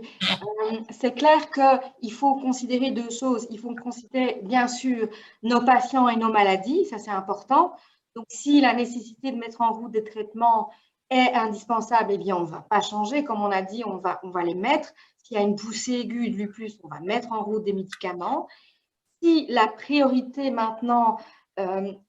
que la personne, en termes d'immunosuppression, est trop importante, on va alors à ce moment-là s'assurer de pouvoir lui donner un vaccin pour la sauver elle, en fonction de ses facteurs de risque et en fonction également de la propagation ou du risque de contamination. Maintenant, il est vrai qu'on joue avec des molécules, on joue avec l'immunologie et donc vacciner quelqu'un avec une perturbation du système immunitaire, on sait actuellement avec nos vaccins à disposition ce qu'on fait, mais avec ces nouveaux vaccins, on n'a pas d'études vraiment ciblées sur des patients avec des maladies inflammatoires ou avec un traitement particulier. De ce qu'on a dans la routine, ça passe relativement bien. Mais dans le long terme et dans l'exactitude de dire il faut ou il ne faut pas, c'est actuellement vis-à-vis de la sécurité du vaccin, c'est actuellement un petit peu c'est un peu tôt. Mais il faut voir l'urgence et la nécessité de la personne et des facteurs de risque de la personne. Patrick, si tu veux intervenir, je pense que… Non, la difficulté, c'est qu'il n'y a en tout cas pas je dirais, de stratégie administrative et gouvernementale par rapport à cela. Et donc, je pense qu'on a, je dirais, une seule priorité pour l'instant, c'est d'aller vers une vaccination crescendo dans les semaines et les mois qui viennent. Et que le premier facteur reste l'âge. Donc, par rapport aux maladies chroniques, aux maladies auto-immunitaires, il faut rester évidemment prudent en sachant évidemment que la vaccination est un choix et que les patients les plus fragiles doivent se présenter, doivent être convaincus le plus rapidement possible pour avoir accès le plus rapidement possible au vaccin. Je pense que ce sera très difficile de faire une sorte je dirais, de catégorisation, je dirais, selon l'immunosuppression. C'est quasiment impossible à faire. C'est évident qu'un patient qui a 20 ans, qui reçoit des immunosuppresseurs à très forte dose, ben, c'est évidemment un petit peu différent qu'un patient de 72 ans qui est obligé de prendre 20 mg de cortisone. C'est celui-là qui doit aller en priorité, certainement. Et alors, lié à cela, vient régulièrement la question de savoir, bon, ben, qu'est-ce qu'on doit faire si on est un patient qui a une maladie inflammatoire rhumatismale et qu'on va être convoqué pour un vaccin? Est-ce qu'il faut prendre contact avec son rhumatologue avant? Est-ce qu'il faut déclarer sa pathologie quand on arrive au centre de vaccination?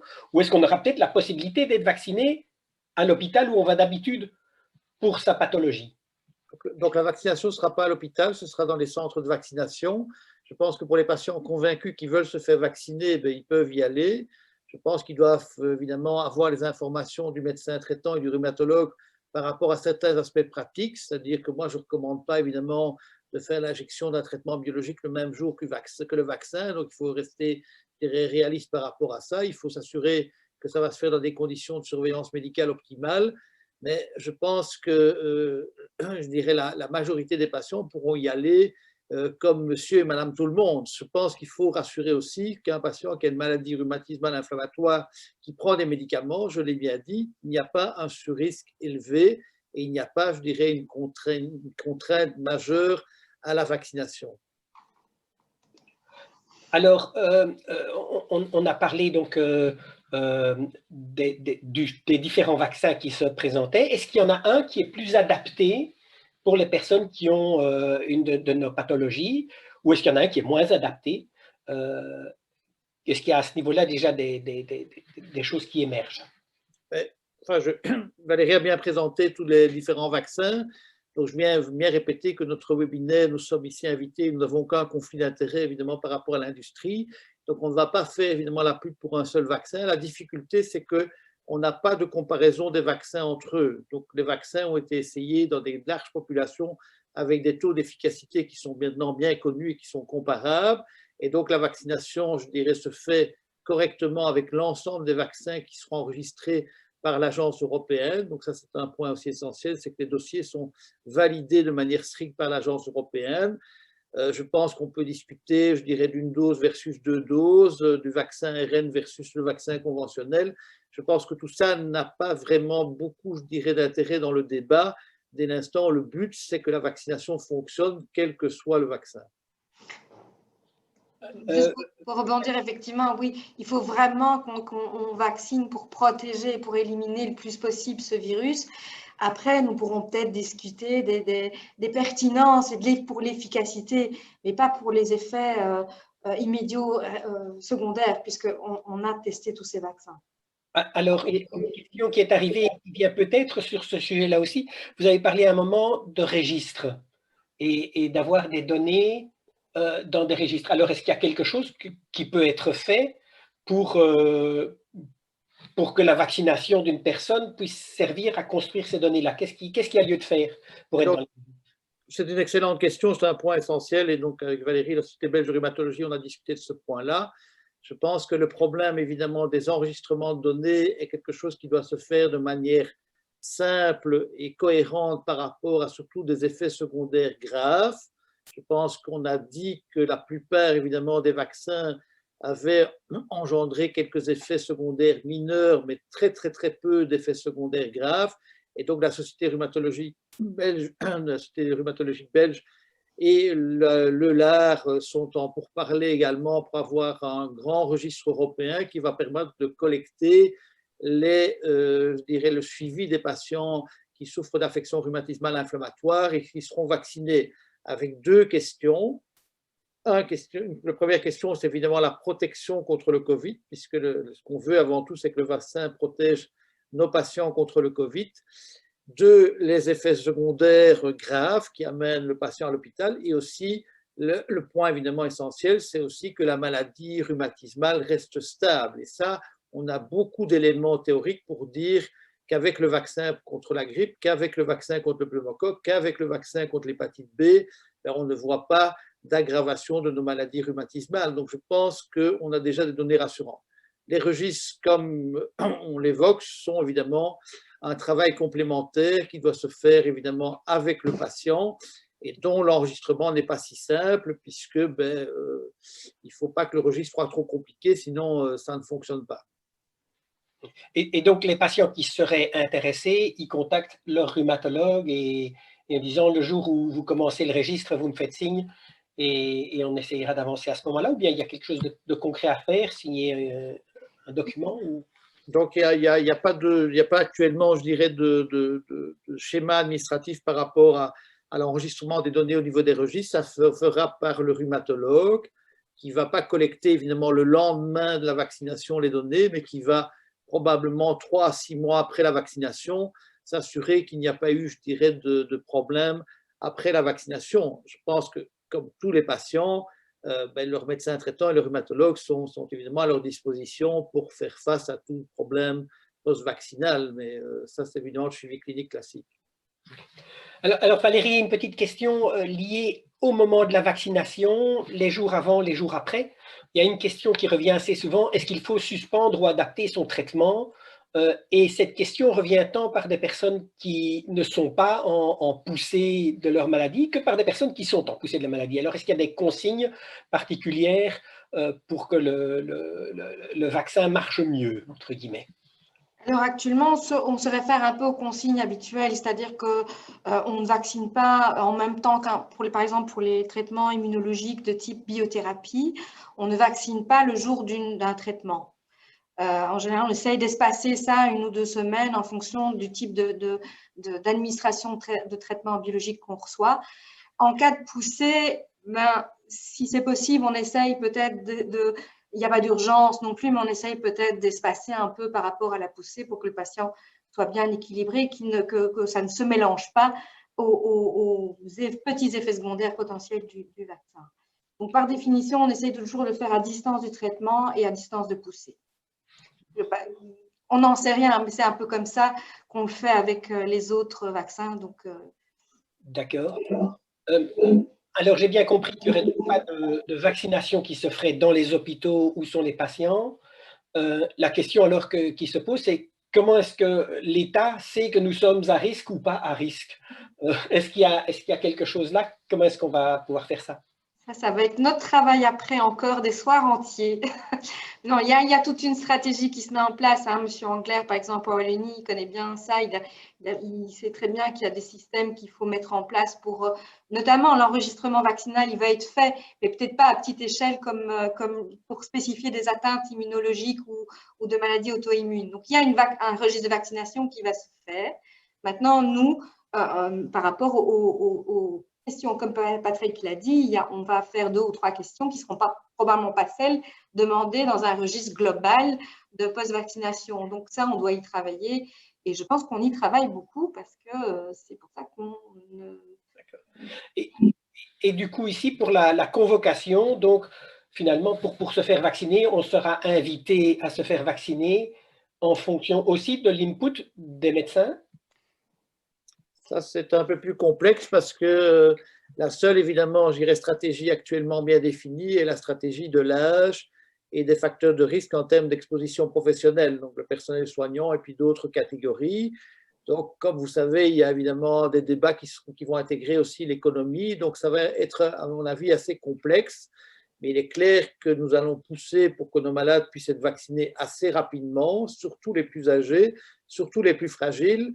Et donc, il y aura peut-être des moyens, je dirais, d'augmenter, je dirais, le nombre de vaccinations, je dirais, chez nos patients. Mais c'est chaque fois, évidemment, quelque chose qui n'est pas dans les mains des rhumatologues ni des médecins traitants, puisque la stratégie vaccinale, elle est à l'échelle de la société et que ces questions-là, on va y travailler, mais on ne va pas non plus, évidemment, bypasser, comme d'autres groupes à stratégie économique pourraient bypasser la vaccination. Je pense que tout le monde y aura droit et tout le monde, je l'espère, pourra y avoir accès le plus rapidement possible en dehors les 2-3 mois. Et on voit dans les sociétés, hein, que ce soit la société de dermatologie ou la société de de gastro-entérologie ou d'autres sociétés, on commence à voir des discussions, vous voyez des lettres blanches apparaître dans les journaux, etc. Donc les spécialités sont conscientes de la nécessité de cibler des patients qui ne sont plus prioritaires comme dans le premier groupe, mais sur des pathologies bien précises. Et pour compléter ce sujet, il y a un point intéressant, c'est qu'il y a pas mal de discussions qui permettraient de dire que faisons d'abord la première injection à un grand ensemble de gens pour ne pas, évidemment, je dirais, avoir trop de retard, évidemment, par rapport à la disponibilité. Faisons peut-être aussi des testings en termes d'anticorps parce que les patients qui ont des hauts taux d'anticorps sont protégés quand même déjà eux-mêmes. Et donc, il y a toute une série, je dirais, d'accès rapides et plus accélérés qui pourraient être faits par le fait qu'on donnerait rapidement une première dose à tout le monde. Et là, je pense que c'est une stratégie qui n'est pas dans nos mains, mais moi, j'encourage, si je rencontre M. Vandenbroek demain, à lui dire que c'est ça qu'il faut faire. Mais le problème, c'est que M. Vandenbroek, je n'ai pas son numéro de téléphone. Alors, des questions, j'avance un petit peu sur, après qu'on ait reçu son vaccin, il y a des questions sur les effets du vaccin. Et je dirais, un premier type de question, c'est dans les effets négatifs, non pas standards, mais ceux particuliers. Est-ce qu'on risque de faire un Covid après avoir reçu le vaccin? Et est-ce qu'on risque d'avoir une poussée d'une des pathologies parce qu'on a un petit peu touché avec ce vaccin au système immunitaire et donc qu'on pourrait avoir une poussée de lupus ou qu'on pourrait avoir tout l'équilibre qui a été mis en place par les médecins qui soit perturbé? Alors, est-ce que c'est un risque réel ou est-ce que c'est peu probable? Donc, par rapport au risque, Alain, je pense qu'il faut surtout résumer que le risque qui est mineur et qui est faible, c'est le risque allergique. Donc ça, c'est évidemment quelque chose qui est connu. Avoir le Covid, on ne va pas attraper le Covid parce qu'on se fait vacciner. On peut évidemment porter encore le Covid parce que le Covid peut encore circuler dans la société et on peut l'attraper. Mais ce qu'on veut éviter, c'est surtout l'hospitalisation et les Covid sévères. Alors, par rapport à la maladie, comme je l'ai déjà mentionné, on vaccine depuis des années contre la grippe, on vaccine depuis des années contre le pneumocoque, contre l'hépatite B, contre plein de, je dirais, de pathogènes, et nous n'avons pas de démonstration globale que ça va exacerber la polyarthrite, le lupus, la sclérodermie ou que sais-je. Évidemment, la démonstration globale n'est jamais la démonstration individuelle. C'est pour ça que le registre est intéressant, parce que peut-être qu'un malade va avoir une poussée de lupus 3 mois après son vaccin, et que ça, c'est quelque chose qu'on voit dans la vraie vie indépendamment du vaccin, et faire la liaison entre vaccination et activation immunitaire, ça reste évidemment, je dirais, complexe et difficile à prouver. Et globalement, on peut vous rassurer, on ne va pas s'attendre à ce que les polyarthrites et les lupus déraillent dans les mois suivant la vaccination. Bien.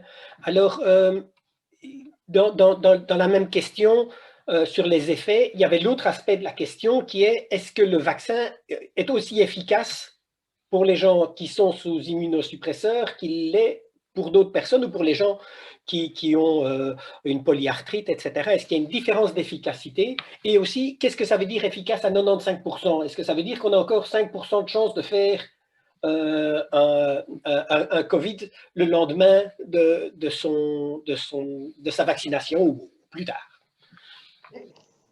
Donc, le 95%, ce n'est pas le 95% dans le sens de protection, c'est dans le sens de nombre de personnes qui ont développé un Covid n'en ayant pas reçu le vaccin par rapport aux personnes qui ont reçu le vaccin. Donc, on est à 9 sur une cohorte, par exemple, de 100 personnes. Il y a 9 patients qui vont développer un Covid sous vaccin par rapport aux non, attendez, je me trompe dans la… Enfin bon, c'est pas un chiffre de quantitatif de 95%, c'est le type le risque de développer finalement ou d'avoir un Covid en étant vacciné. C'est surtout, oui.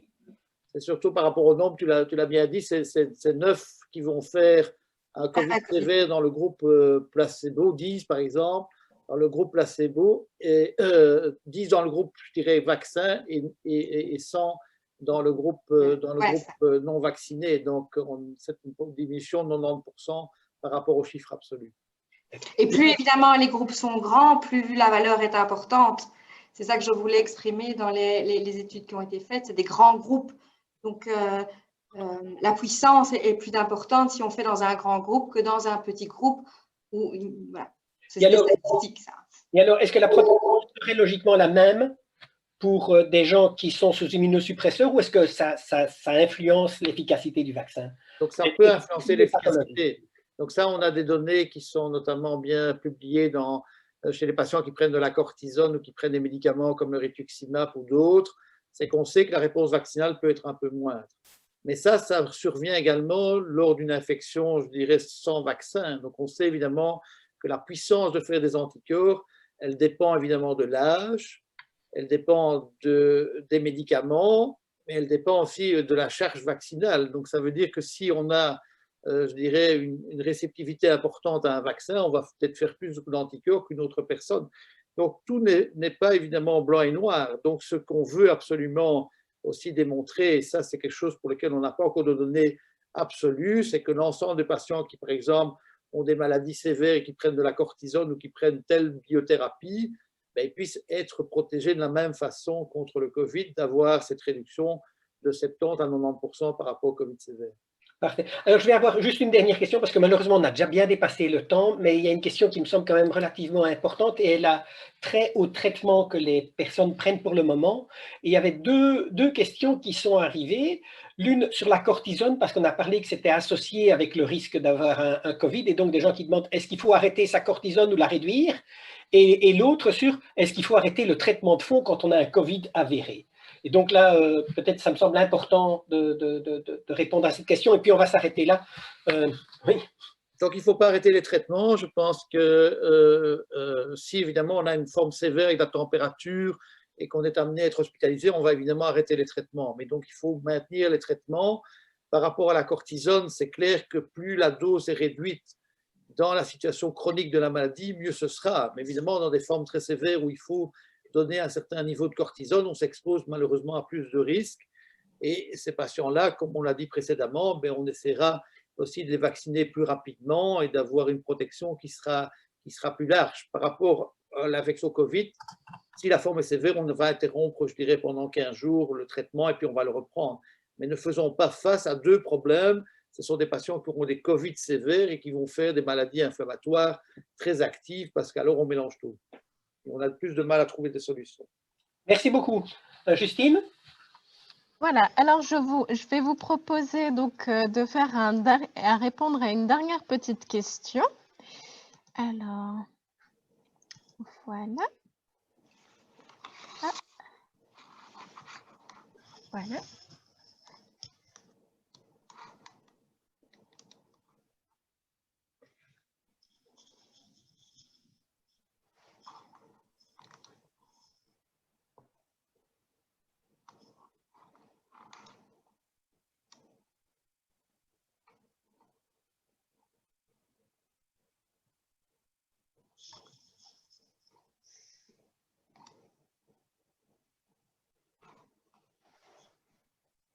Ok.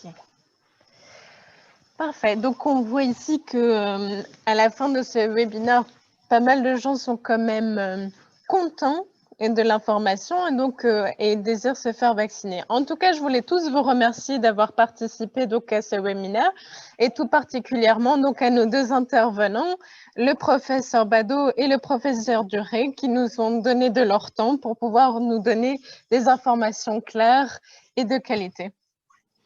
Merci à vous aussi d'avoir organisé tout ça. Et merci à vous tous d'avoir suivi ce séminaire. Merci à tout le monde, c'est un plaisir et je pense qu'il y aura peut-être un deuxième round. Sans aucun doute, ce serait intéressant. Il y a assez de questions pour un deuxième round. Oui. C'est ça. Malheureusement, on ne peut pas toujours répondre à toutes les questions. Mais donc voilà. Et je voulais également vous informer que donc dans l'année, on fera d'autres conférences et que nous avons aussi d'autres projets prévus. Donc, je vous propose de devenir membre pour être tenu au courant. Et donc voilà, vous pouvez vous inscrire sur le site de Claire. Et donc, si vous n'avez pas pu entendre le début ou que vous voulez le réécouter, il n'y a pas de problème. Donc, il sera disponible sur Facebook et sur notre site Internet. Donc, pas de panique. Écoutez-le à votre aise et faites-vous votre avis. Voilà, ce webinaire donc est terminé. Merci donc d'avoir participé. Donc, vous enverrons donc un petit questionnaire pour voir si ça vous a plu. Voilà. Bonne soirée à tous. Merci, au revoir. Voilà. Au revoir.